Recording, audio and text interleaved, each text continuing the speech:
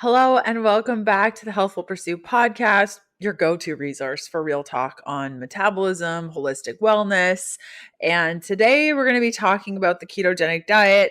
If you're new around these parts, I've written 3 books on the ketogenic diet. We love it over here. I don't think that people need to be on keto for the rest of their lives, but it is a fantastic diet for regulating insulin resistance, for metabolic healing.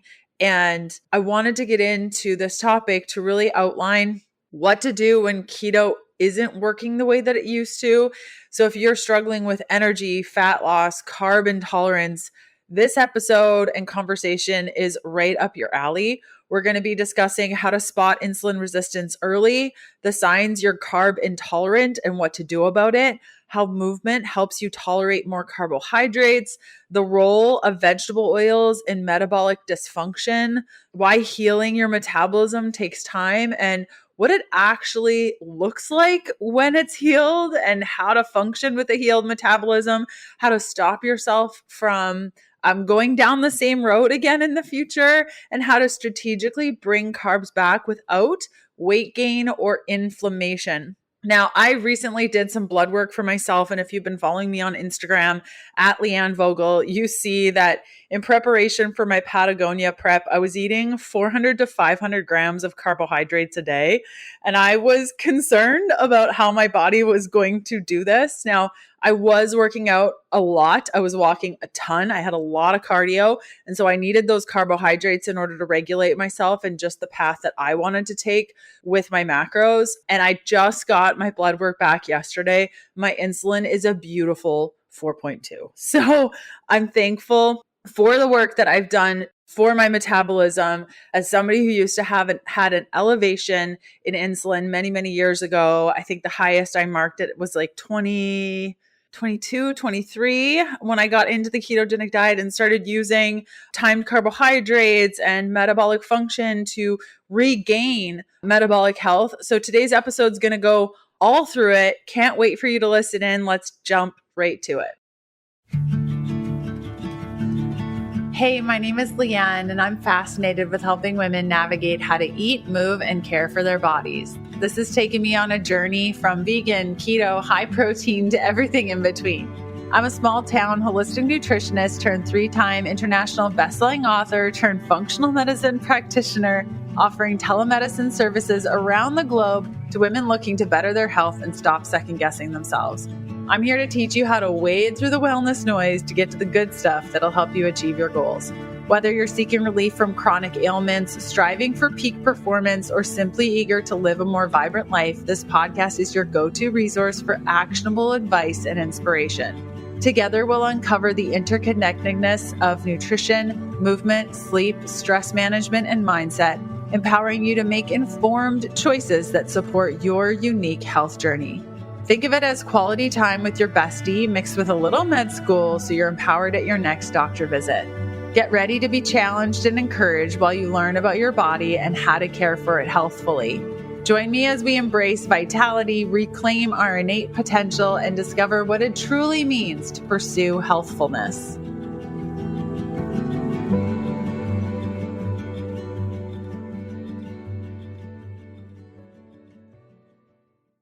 Hey, Chris, how's it going? I'm great, Leanne. How are you today?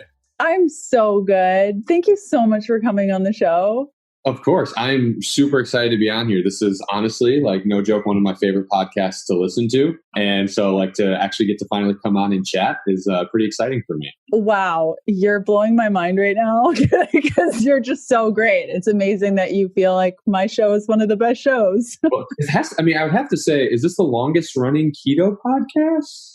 I don't even know, my friend. I don't even know. I'm so bad at stats and things. Like, people ask me, like, how many down? I'm like, I don't know. It's just awesome. Like, I feel like when I first got into keto back in like 2015, 2016, yours was like one of the first, it was like you and Jimmy Moore, which wasn't specifically keto, but it was low carb, were like 2 of the first podcasts that were out there. And then yours was obviously like very keto specific. And I think it might be one of the longest running ones. We need to look that up, I guess.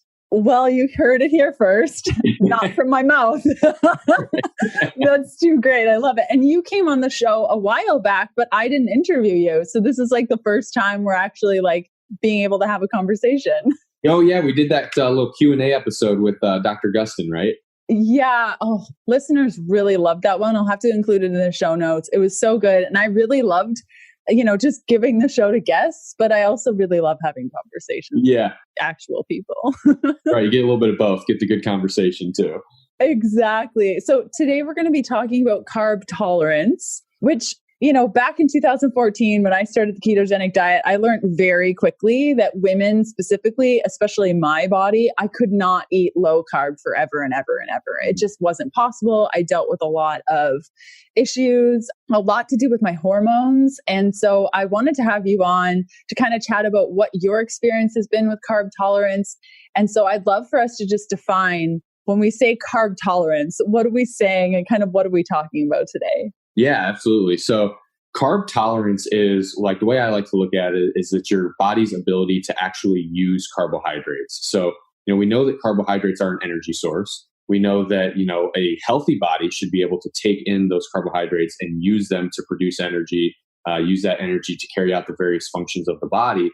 But we also know that, we live in a society now where there's a very high percentage of us who are carb intolerant or who are not very well able to use the carbohydrates that they eat. And we can get into that in this episode about, the statistics of that and why that happens and what that means. But it's a really important thing, because when we consider how our bodies, if we're not metabolizing carbohydrates very well, or we have poor carb tolerance, but we're consuming a lot of them, that can come with a lot of health impairments, and that can cause a lot of the common chronic diseases that we see today are caused by carb intolerance and the continuous consumption of them when you don't have good tolerance to it.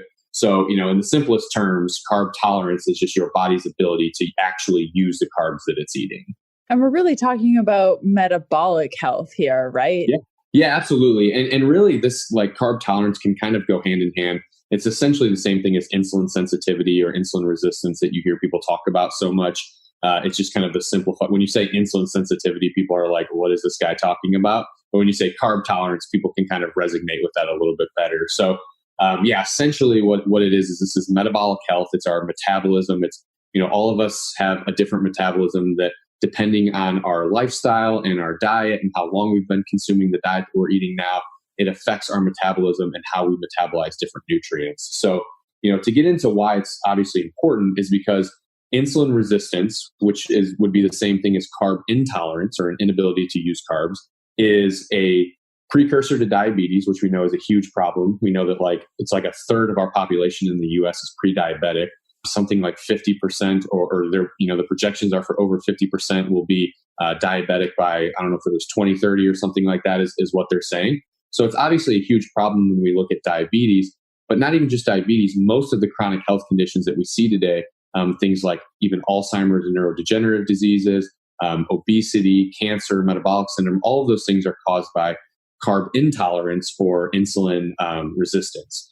And to kind of explain a little bit of what that means on a basic level, when we consume carbohydrates, those carbohydrates get broken down into glucose. Glucose rises in our bloodstream. Our pancreas secretes insulin. Insulin goes and talks to our cells, the trillions of cells in our bodies, and says, hey, open up the doors, let glucose in so glucose can be used as energy. This is a good process. And somebody whose body is doing this adequately or healthily is somebody who we would consider to be insulin sensitive or carb tolerant. They're able to handle carbohydrates. Their cells respond to insulin. It's a great thing. Now, when this process gets chronically overstimulated, which would happen from over-consuming carbohydrates for a long period of time, that communication between insulin and our cells becomes damaged. And those cells don't quite get that message from insulin anymore. So they're not opening up and letting the carbs be taken into the cell to be used for energy. And this creates this cycle where, that means that our blood glucose stays elevated after we have the carbs, which means that our pancreas has to keep secreting insulin. And this can become a problem when it's taking place over the course of our lifetime frequently, right? So and again, that would be, that the latter part of that would be carb intolerance or insulin resistance. It means that your body's taking the carbs in, blood glucose is becoming elevated, but you're just not using them effectively. Your body just has, for whatever reason, and we can talk about it's not just carb consumption that causes this. There's actually other things that can cause this as well. But the primary cause is going to be probably the overconsumption of carbohydrates, which diminishes your ability to do it and thus makes you carb intolerant. And I'm hearing a lot of threads of bio-individuality in here. Like, there's so much. And that's what I really dislike. You go on the internet, I have one app on my phone for doing plank workouts. And after, it always shows me new keto programs that I really, really need. And it's like, step 1, 2, 3, and you're going to lose 20 pounds. We guarantee it in a week. And I'm like, liars. Yes.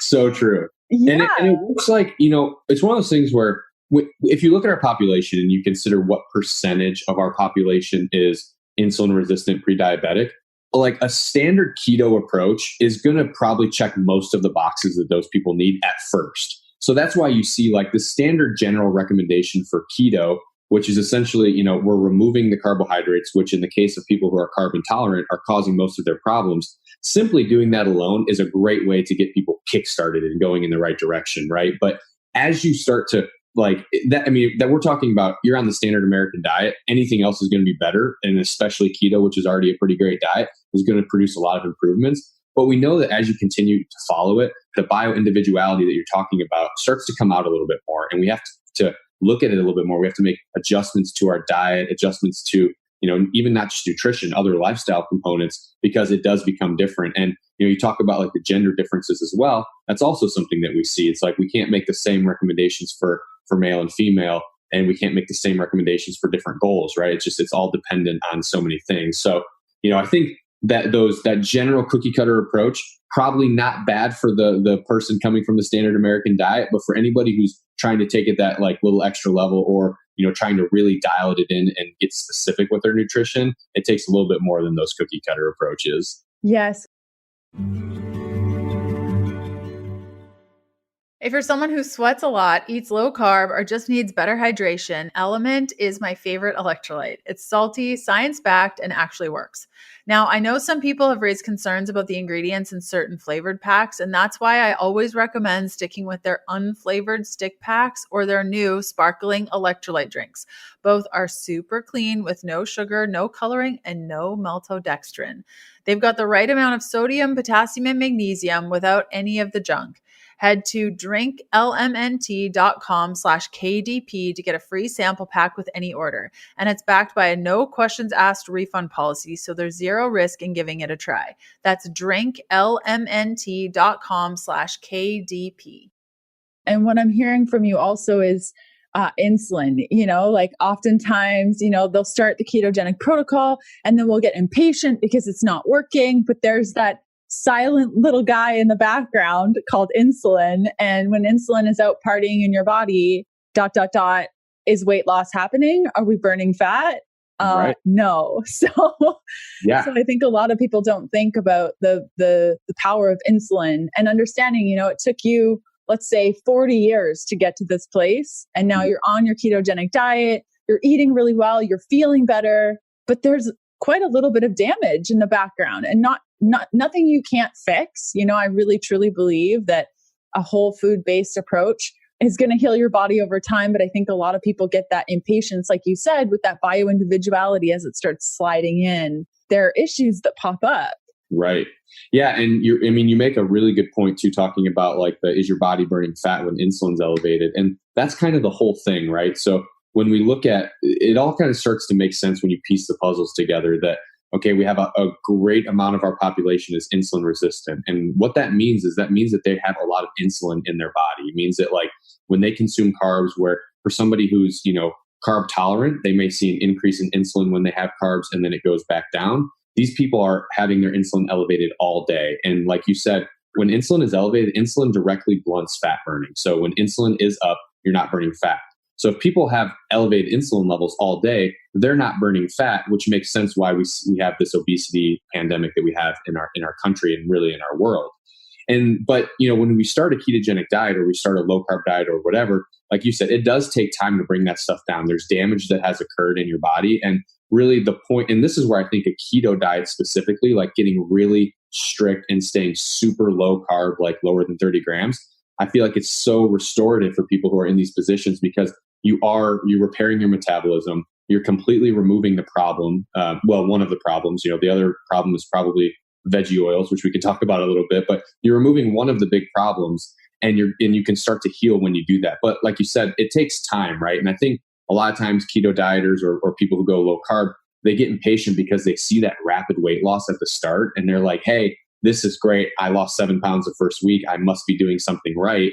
And then, you start realizing that, okay, well, a lot of it was actually water weight. You still have, a bit of restoration to occur still in your body before you're going to really get that metabolism back where it needs to be.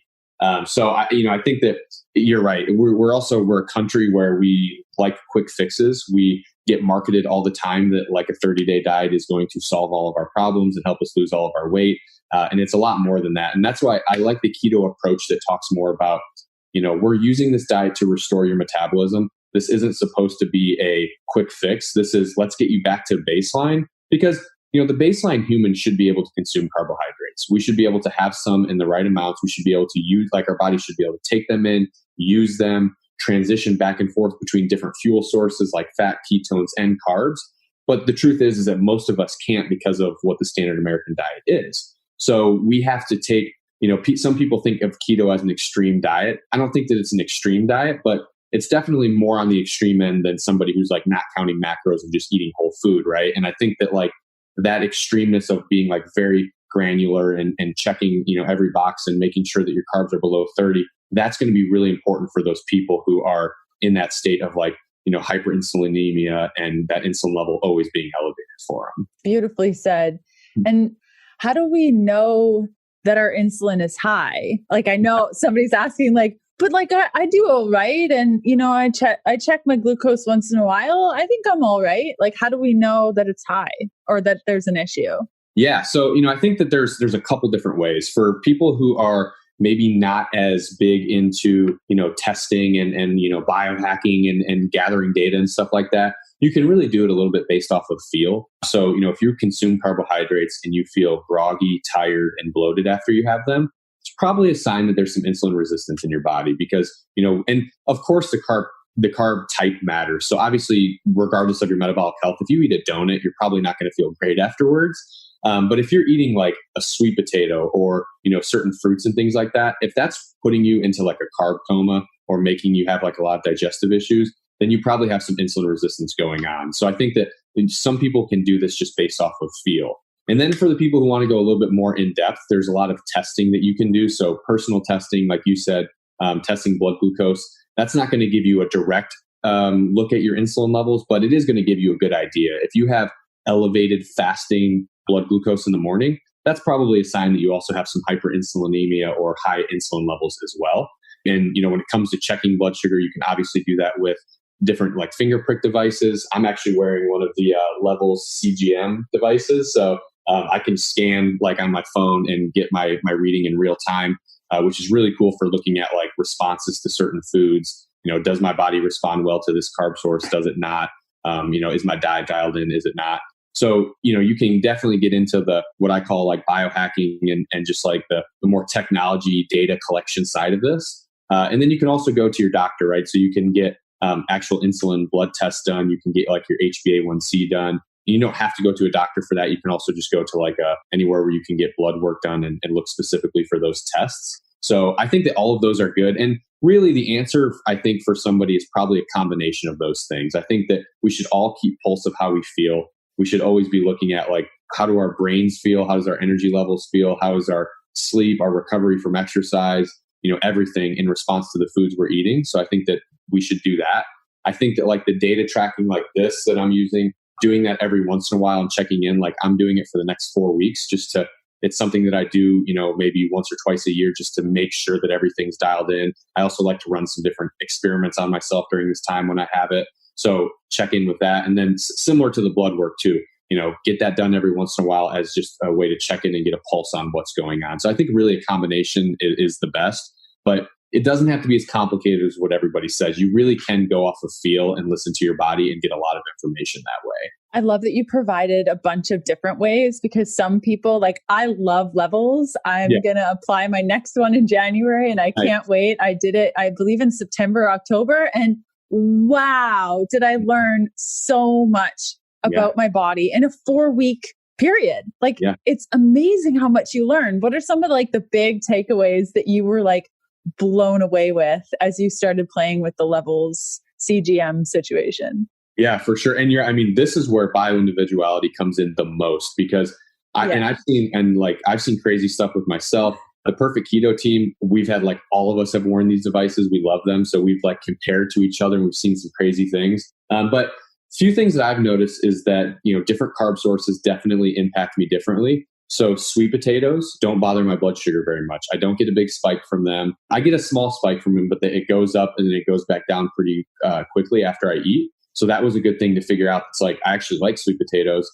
So I can, eat those occasionally now and throw those in without, worrying about them spiking my blood sugar too much. Cassava was actually something that I found in me personally that my body does not do well with. I get a big spike in blood sugar when I have like cassava flour or cassava chips, which are becoming a popular ingredient in the low carb space. So those were two like diet specific things that I found. And it's interesting because comparing to like other people at Perfect Keto, one of my friends, he would have a sweet potato and his blood sugar would go through the roof, and cassava and like cassava chips and things like that, no problem for him. So really big difference. And we're talking about two guys very similar in age, very similar in level of fitness. Like, from the outside looking in, it would look like we should probably be about the same, but drastic differences in how our body's metabolizing things, which was really cool. And then I also kind of, got a chance to study the dawn effect a little bit with the continuous blood glucose monitor. So seeing that spike in blood sugar in the morning, which I think it's good for people to see that, because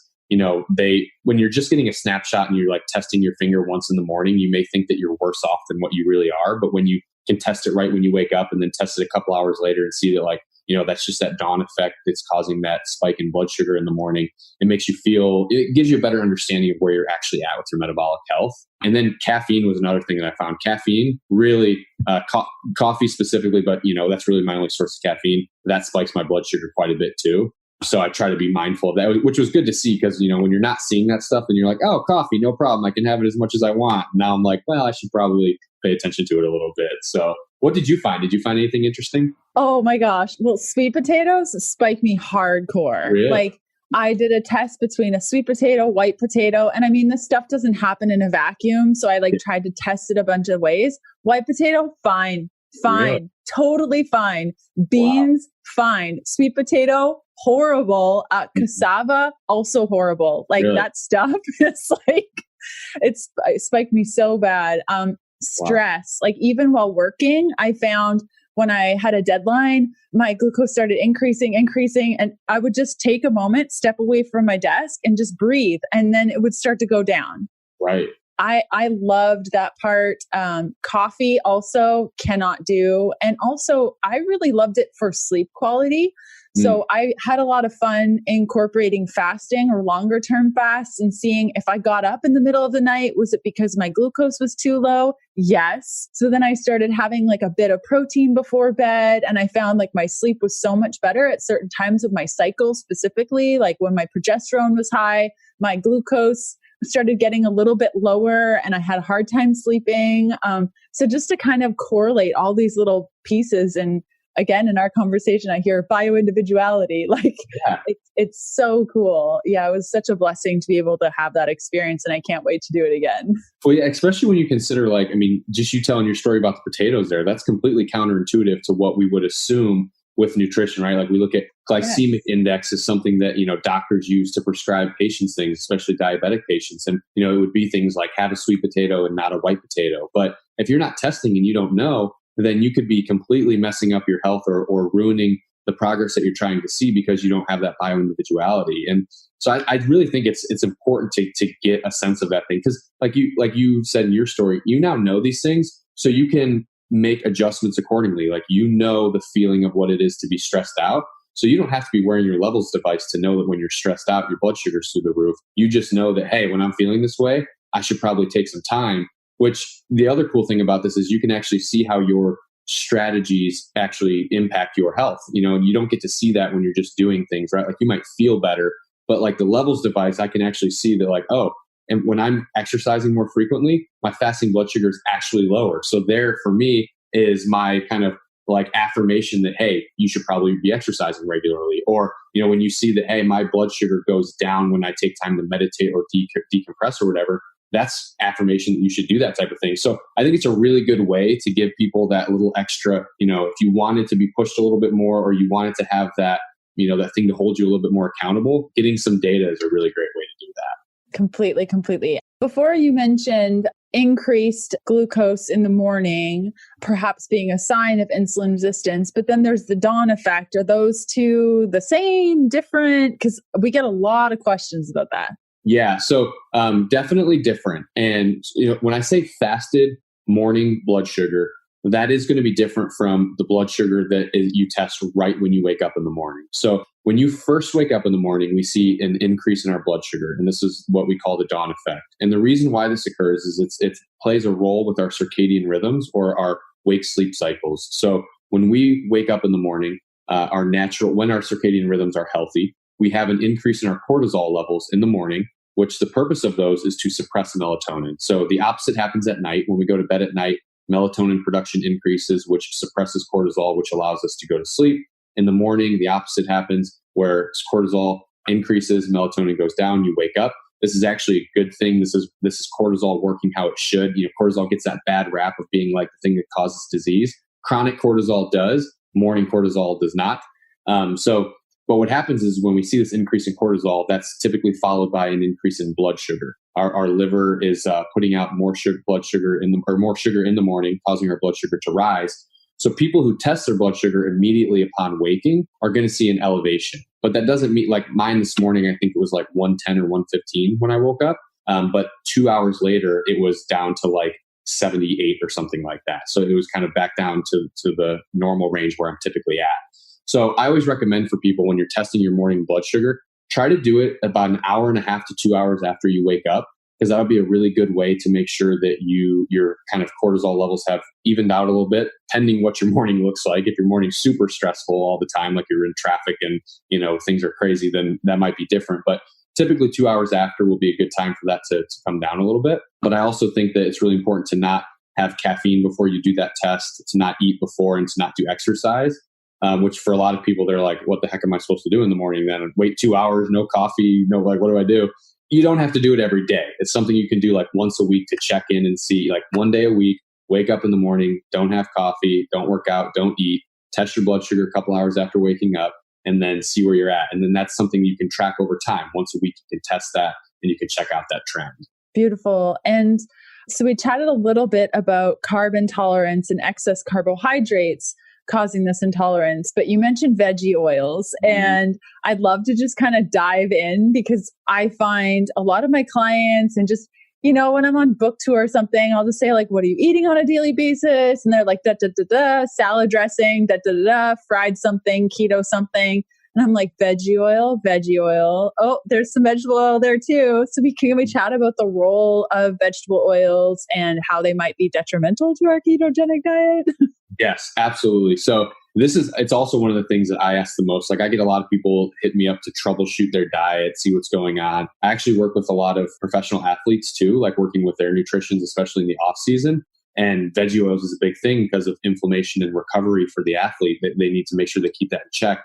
And it's crazy how much veggie oils people are consuming, because it's in absolutely everything. Every standard dressing that has veggie oils in some form. And when we're talking about vegetable oils, we do have to clarify what we're talking about, because I know like avocado oil and olive oil, those are technically fruits, so they're actually not vegetable oil, but we've put those in the vegetable oil category.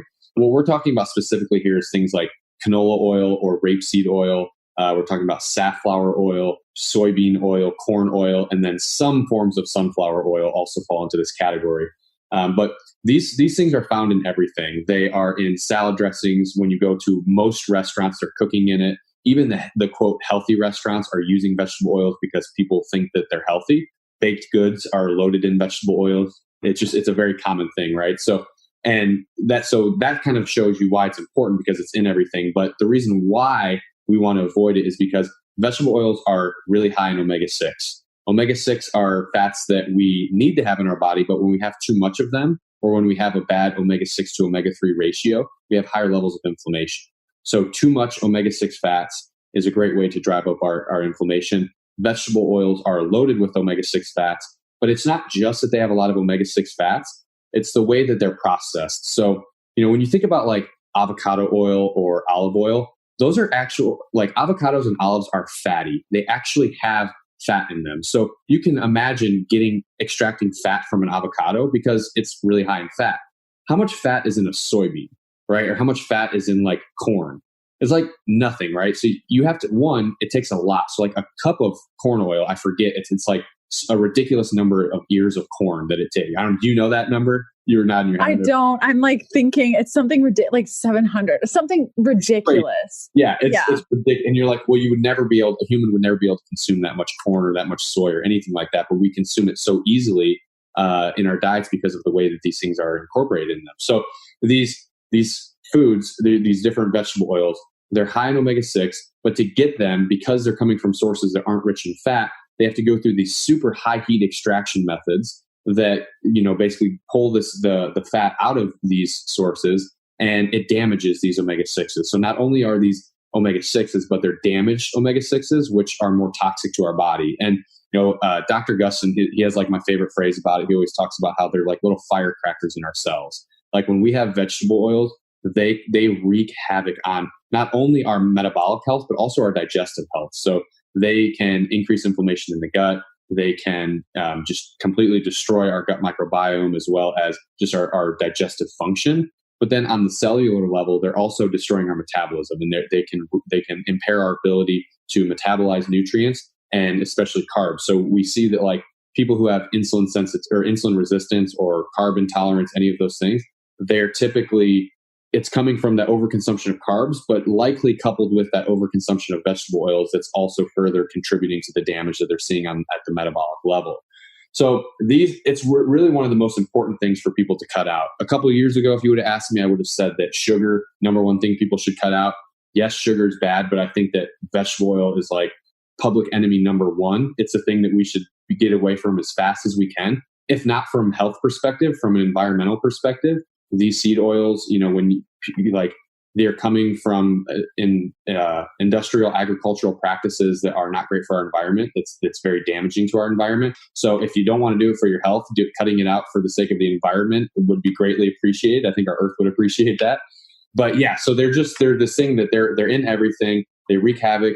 And it's one of the primary reasons why we don't see the same progress for people on a ketogenic diet. You can be following a ketogenic diet where you're eating grass-fed meat cooked in butter or ghee or olive oil. And I can be eating a ketogenic diet where I'm going to McDonald's and having bunless burgers every day. And those are, that's going to be two very different diets, even though macronutrient wise, it may look the same. And even the food type, it may look the same. But the way that those foods are prepared are drastically different. And those vegetable oils, having high amounts of those is just something that we really need to cut out. And for anybody who's on a ketogenic diet or a low carb diet or a healthy diet, and whether they're stuck at a plateau or they're not seeing the progress they were seeing before, or they just want to take their health to the next level, look at veggie oils, pay attention to how much you're getting in your diet and try to cut them out. And I promise you'll see a lot of benefits from doing that. Yes. And I had to Google it while you were talking. So I was like, is it 700? It's 780 pounds of corn. So 2.5 gallons of oil requires 56 pounds of, what does it say? 14 bushels of corn, and wow. Each bushel is 56 pounds. And so 2.5 gallons of corn oil requires 280 pounds of corn. Wow. 780 pounds of corn. I mean, 200, 700, 780. That's insane. Right. It is insane. And then when you look at that number, you can understand it's like humans we've never been exposed to that pre-vegetable oils. Like even when, we were eating like more corn or soy or any of that stuff, we were eating the whole plant. We were never able to get that much. Now, I mean, you can get like, I don't know what the number is. We'd have to do the math, but like to break that down to like a teaspoon, like that's still a ton of corn. Too much. Too much. Yeah. Way more than your body or your genetics or your epigenetics, any of that stuff. It can't handle that. It's way more than we've ever been exposed to before. And it's becoming a problem. And I think that, we know why it happened. There's some really good books out there that if you want to read how we've increased our consumption of this, I think it's Big Fat Surprise by Nina Teicholz is a great book that tells about this. But essentially it was our fear of dietary fat from animals and from, like saturated fat, all of those things. We became very fearful of those things. And we assumed that vegetable oils would be better. And I'm sure there's probably some conspiracy out there about, different industries that we were trying to support by doing this. But regardless, what this led to was a drastic increase in our consumption of these vegetable oils, kind of starting in the 70s. And when you look at the way that our health has just declined during this time, it's not solely because of vegetable oils, but I think that, one day we'll be able to look back and tease out that like vegetable oils played a very big role in our current health problem. Yes, completely. Such a good book. I highly recommend The Big Fat Surprise. It's great. That was get you so fired good. up. Yeah. I was going to say it's delicious. Yeah, it's just so good. As someone who prioritizes fitness and staying active, I've been amazed at how much MitoPure has helped me recover from my workouts. Before, I used to feel wiped out after a tough session, but now I bounce back faster and feel ready to take on more. It's powered by urolithin A, a groundbreaking postbiotic that promotes cellular renewal by clearing out old, worn-out mitochondria and recharging your cells. Since I started taking it, I've noticed stronger workouts, quicker recovery, and more energy to tackle whatever the day brings. And here's the best part. Even without changing my exercise routine, I've seen noticeable improvements in strength and endurance. If you're looking to truly follow through on your New Year's goals, this is the foundation you need. Right now, Timeline is offering 33% off your order of MitoPure. Don't wait. This is your year to be your most energized, revitalized self. Go to timeline.com/KDP33. That's TIMELINE.com/KDP33. So let's kind of switch gears because we've been talking about all the bad news. We're all doomed for failure. Right. But the good news is, and we hinted at this a little bit before, is that we can heal our bodies and we can adjust things. And something that I've taken from our conversation so far is less carbs, winning. No vegetable oils when possible. Great. Is there a role of movement as we improve our carb tolerance? Like, does movement have a role in any of this? Like moving our body in some way? For sure. Yeah. And I think that you get a lot of people who there actually is research out there that you can lose weight, just through diet without moving your body and stuff like that. But I think that kind of goes against what we know is good for us. And movement is, outside of, metabolic health and things like that, like we'll get into that in a second, but just movement in general is great. It's a great way to just de-stress. It's a really good way to, depending how you do it, it's a good way to be social with other people, or it's a good way to get outside and get fresh air. There's just so many benefits that come from moving your body. But then when we get down to like a metabolic level, there's a lot that happens when we're training at a higher intensity, whether let's say that you are doing high intensity interval training, or you're doing very highly aerobic exercise, you're producing changes at your cellular level that it improves your body's ability to metabolize things. So, if you're pushing it and you are, the fancy word would be mitochondrial biogenesis, which we won't get all, too technical with. But what's happening is you're putting stress on your body that's allowing it to make changes that improve your ability to metabolize nutrients. So, and this also happens when we're putting on muscle mass, or if we're decreasing our body fat percentage and increasing muscle mass, we're increasing our tissue that is able to, our metabolically healthy tissue, or our tissue that can, better metabolize a lot of nutrients. So a lot of these changes happen when we are exercising and moving our body.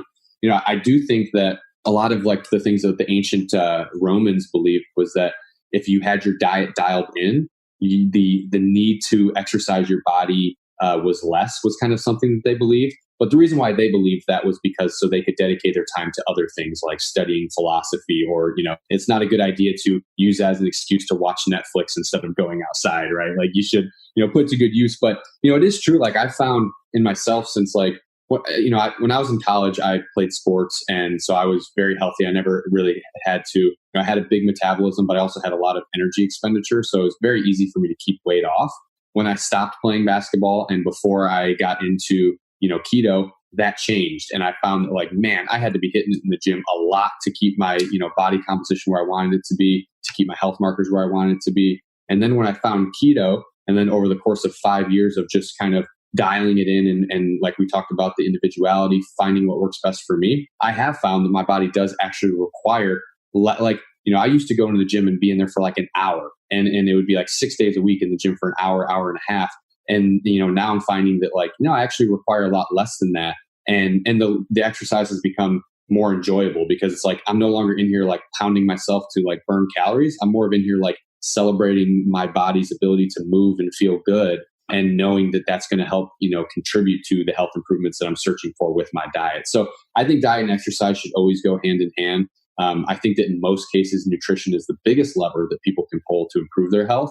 Because the truth is, gyms are not now because of COVID, but gyms are full. People are in there hitting the treadmill, they're in there working out, but they're still not seeing, improvements in their health. So I still think that nutrition is that big lever. But if you add the two together, you're going to see some robust improvements with nutrition and exercise. Yes, completely. And for somebody like me that likes to just do life hard, I did the gym thing for decades and it was great. Well, it was great, competed in all the things. But now, I'm walking a lot. I'm doing a lot of activities. I'll park at the very end. My husband makes fun of me because like we park in the next parking lot over in the other complex, like just to get steps in and just to move or, carrying heavy things or moving furniture, or just doing life harder. And that's kind of how I personally stay fit, because you will not find me, at least not now, like in a gym doing things with weights. I just have zero interest. And I think a lot of people get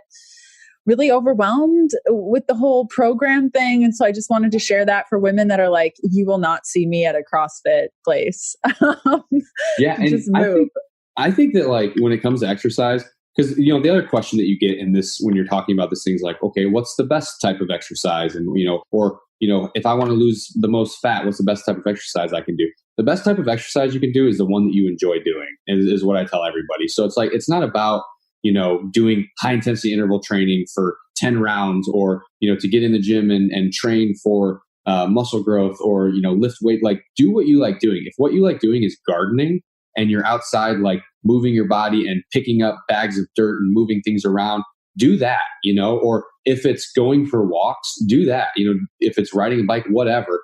For me, it's basketball is my thing that I love. I did competitions back in the day too. I did like a physique competition when I first came out of college. I was on a treadmill every day for like 45 minutes and I hated it and just vowed that I would never do that again. And like now I go back to playing basketball and I stay in great shape doing something that I love. And I don't even know that I'm working out when I do it. So it's like, find the thing you love and make that be your exercise. And don't do whatever somebody said on Instagram you have to do to lose fat. Because, at the end of the day, if you hate what you're doing, does it even matter if it gets you to your health goal? Like if you're miserable in the process, like our well-being should be a part of our health as well. And not just, our body composition or what our health markers say. We should think about how we feel too.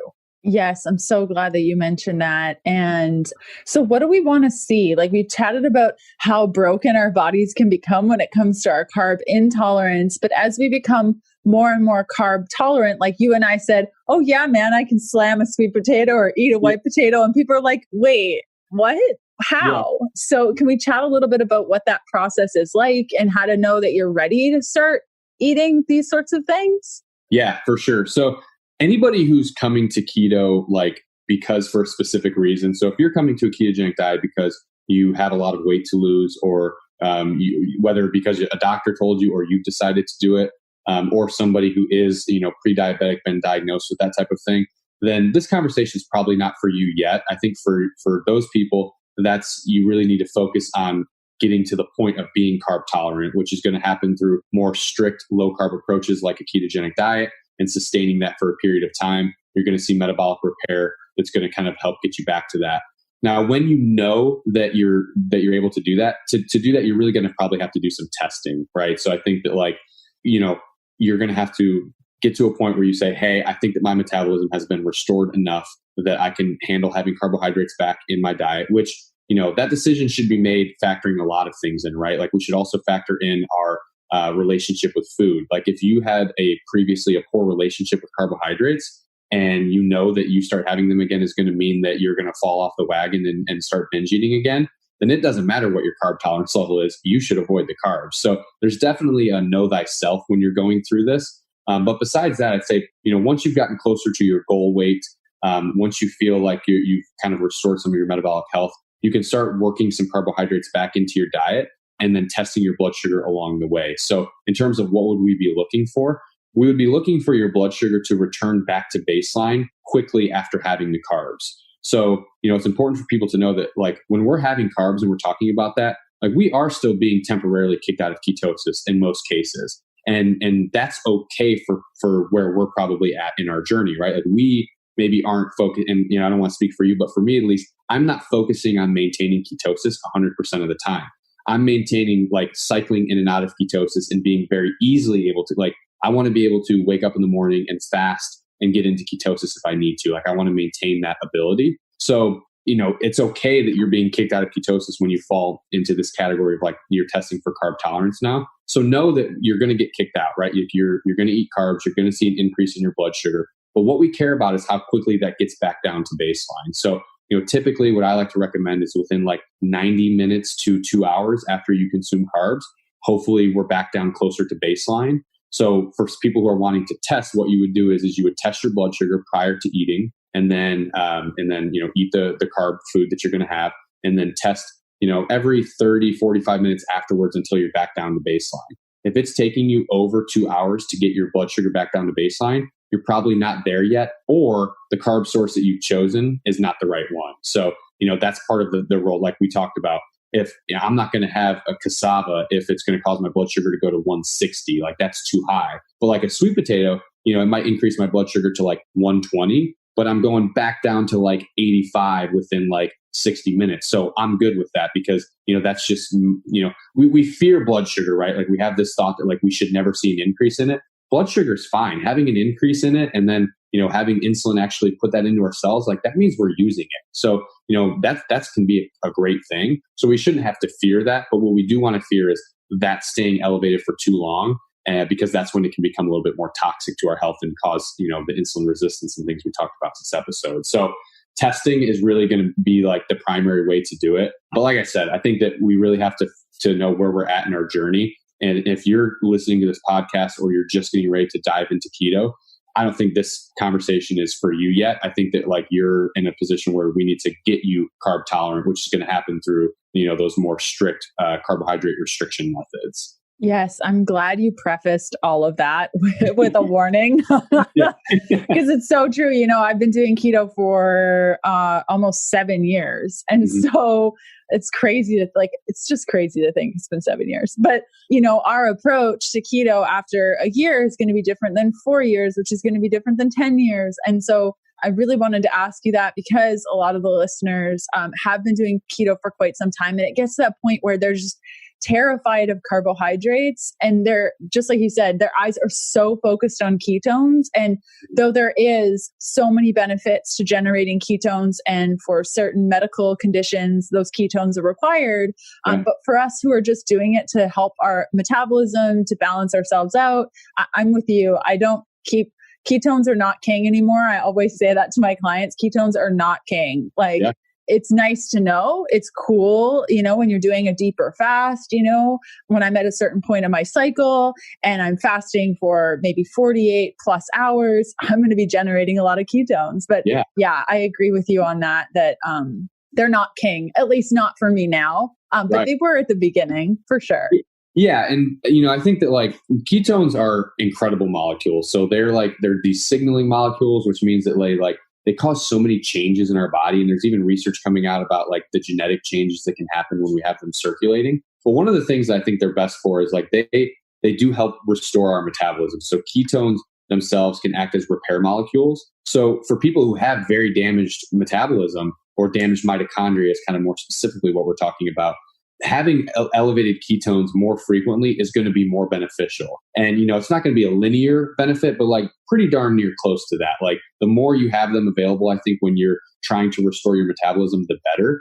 But then once you've gotten to that point, now you can start using them a little bit more strategically and for goal specific uses. So like for me, I like to use them whenever I'm getting into deep work. So I do a lot of writing. I like to write in the morning or, reading, research, whatever, early in the morning. So I will fast in the morning and take strategies to get myself into a deeper state of ketosis because I know I operate better when I do that. If I'm going, sometimes I take a trip away for a few weeks to go deep into a writing project. To do that, I'm going to be keto when I'm gone because I want to be in ketosis during that. But outside of that, I'm not necessarily focused on that. Like you said, the ketones aren't king anymore for me. What's king for me is like my ability to do what I want to do, right? Like how does my body perform? Can I exercise how I want to exercise? Can I, do I have a lot of hunger and cravings? How does my body feel? What are my health markers? Like those are the things that become more king for me, which it's really important because you're right. So we so often associate ketosis with health, right? It's like, oh, I'm in ketosis, so that means I'm healthy. But we were just talking about vegetable oils earlier, and it's like you can be in ketosis on a 60% vegetable oil diet, and I promise you, you're not going to be healthy if you're doing that. So we should know that being healthy is about a lot more than just being in ketosis for sure. I'm so happy that you put those two together. Like you can be completely unhealthy. I mean, eating a ton of dairy, eating a lot of inflammatory foods, and also be in a state of ketosis. And I see that so often in my practice. And I like to, being this far along in my journey, just like you said, being able to use keto as a huge strategy. When I'm traveling or I need to be on stage and on point in front of cameras, you get like guaranteed you test my ketones in and they're going to be high because they need to be. Like I need to be on point. Yeah. It's so cool to have that little tool in your back pocket. Yes. Though. It's almost like you have, because when you are more metabolically healthy, you can more easily transition, right? So like a short fast, like even an intermittent fast can put you into a state of ketosis. A couple days of being a little bit more strict with your carb restriction can put you in that deeper state. So when you have it's such a nice luxury to get to the point of good metabolic health. So you can sit there and be like, you know what? I got to speak in a week, but no problem. I'm going to kind of dial it in a couple days before. And I know that I'm going to be on point when I get on stage because I have this little extra tool, which is, metabolic flexibility in my back pocket. Yes. And to come, and I don't know if this is your story too, but for myself to come from severely broken, like my body was severely broken, to be able to have that in my back pocket and to have that metabolic flexibility, I owe that all to a whole food-based ketogenic diet, like completely 100% without a doubt. Yeah. And I mean, big key word I think that you said there that is probably also worth talking about is the whole food approach too, right? Like I think and I made this mistake when I first started of eating just a ton of processed keto food, which it was harder when I first started. I've been on keto roughly since 2015. So, about 5 years. And it's easier to have more packaged foods now because there's so many out on the market. And, we talk about vegetable oils. If you're buying keto packaged foods, check the ingredient labels because so many of them are using soybean oil or canola oil or corn or maltodextrin or all these things that yeah, it's low carb, but it's not great for your health. But I was doing that at the beginning of keto. I was having packaged foods or I was making a lot of keto desserts and things like that. And I saw improvements, but that was just because of the diet that I was coming from. I was coming from a worse diet. So, this was better. But as I kept following the diet, I definitely found I was like, man, I'm in ketosis, but I'm not experiencing that mental clarity that people are talking about. My energy isn't really what people are bragging up this diet to be great for your energy levels. I don't really feel that much better. What's going on? And then you start looking at it a little bit and you're like, well, all I'm doing is low carb. I haven't cut out, other processed ingredients. I haven't, added in more nutrient dense foods. And it happens all the time with new keto dieters. They're low carb, but they're also low nutrient and low calorie. And that can be a problem, right? If the great thing about keto is that you are removing things from your diet that are a problem, but you have to replace that with things that are great for you. You have to replace that with nutrient dense foods. And that comes from a whole food diet. So, that doesn't mean that you should never, I'm one of those people also that thinks humans are great innovators. We've created some great things and, to enjoy the things that humans have created every once in a while, I think is great.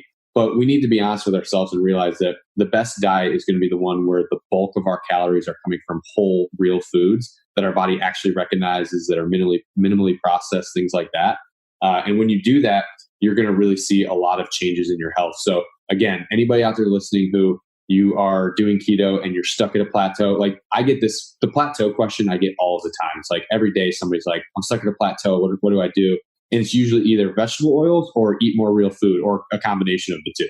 Yes, I know. I launched a 6-week keto weight loss program in October, and it was my first weight loss program, like a big group call, coaching.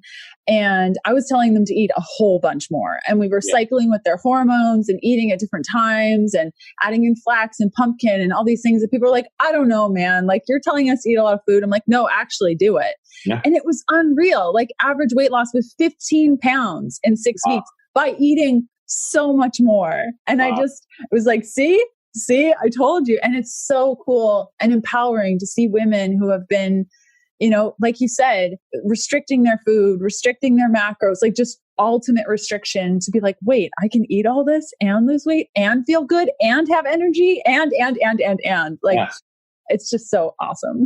It is. And, you bring up the difference in like genders, right? And it is very common with women, I think, I think these questions that we're talking about, I do get most commonly from women. And it's created this like sense that keto or low carb isn't good for women. Like people think like, oh, it's not a great diet for women, or it's not sustainable. And there may be some truth to the sustainability. I think that like, there's probably some benefit to cycling out of it, or, bringing carbohydrates back into your diet in some form. But a lot of the complications that women are experiencing from doing a ketogenic diet are because they're way too low calorie / too low protein, and it's because of two things, right? Like one, keto does definitely blunt hunger. So you're going to have to deal with that a little bit. But two, we're just ingrained to think that our calorie intake is the most important factor. Especially like girls have been told since they were younger, to monitor their calorie intake and to not go overboard. So to switch that gear and being like, no, it's actually a lot less about that. It's more about what you're putting in your body. It's a complete mind shift for a lot of these women. And, the other thing you see too is like, it's, hopefully this isn't singling a specific gender out, but I feel like women are a lot better cooks than men in most cases. So women are making like all these like, because my sister, she also did keto for a long time. She had endometriosis. She did keto, saw a ton of improvements from it. And she went to culinary school. So she knew how to make all these like delicious like treats and everything. But you talk to like so many women, it's like that's become like 90% of their diet is like keto treats. And it's like, that's great. You're low carb, but you're low nutrient when you're doing that. Like if most of your calories are coming from almond flour and cream cheese and stevia, like you're not getting a whole lot of nutrients that your body needs to thrive. So I think in a lot of cases when women are having some of the complications, like even the things like hair loss or hormonal issues, like the more serious things that are coming from this, I think a lot of that would be alleviated if there was just a little bit more focus on a whole food diet version of the keto diet. Like eat meat. Don't be afraid of red meat, especially. It's incredibly good for us. It's the most nutrient-dense food on the planet. Eat plants too. I think we're omnivores. You don't need to go carnivore all the way. There's a place for it, but like vegetables are good too. And if you're getting the bulk of your calories from those things, you're going to be a lot healthier than you were before. Chris, you're amazing. I'm like, yeah, preach. It's so true. Amen. Amen. That was wonderful. Where can people find more from you? Yeah, so you can find more from me on social media. So I'm primarily on Instagram at The Ketologist. I also have a website that is theketologist.com. And then I have my own podcast and newsletter that are called the Thinking Health Podcast and the Thinking Health Newsletter, it's kind of this newer thing that I started recently where the newsletter it's less about like science and stuff, and it's more about like diet philosophy. It's more about like mindset and how we can be approaching health in general. So that's the newsletter. And then the podcast is just, everything. It's just all people from different walks of life, athletes, keto dieters, scientists, everything. So yeah, those are kind of the primary things. So that's Thinking Health and The Ketologist are the two ways. Brilliant. I will include all those links in the show notes. Again, thank you for coming on the show and sharing your brilliance and dropping a bunch of truth bombs. Yeah, thank you so much for having me. I had a blast. I hope you enjoyed our time with Chris Irvin. You can find out more from him by going to Instagram, The Ketologist. That's TheKetologist.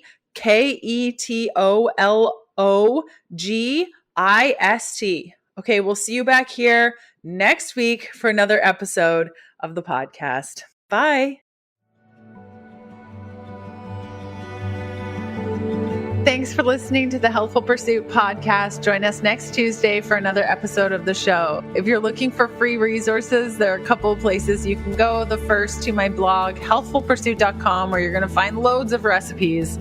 The second is a free parasite protocol that I've put together for you that outlines symptoms, testing, and resources to determine whether or not you have a parasite, plus a full protocol to follow to eradicate them from your life if you need to. That's available at healthfulpursuit.com/parasites. And last but certainly not least, a full list of blood work markers to ask your doctor for so that you can get a full picture of your health. You can grab that free resource by going to healthfulpursuit.com/labs. The Healthful Pursuit Podcast, including show notes and links, provides information in respect to healthy living, recipes, nutrition, and diet, and is intended for informational purposes only. The information provided is not a substitute for medical advice, diagnosis, or treatment, nor is it to be construed as such. We cannot guarantee that the information provided on the Healthful Pursuit Podcast reflects the most up-to-date medical research. Information is provided without any representation or warranties of any kind. Please consult a qualified health practitioner with any questions you may have regarding your health and nutrition program.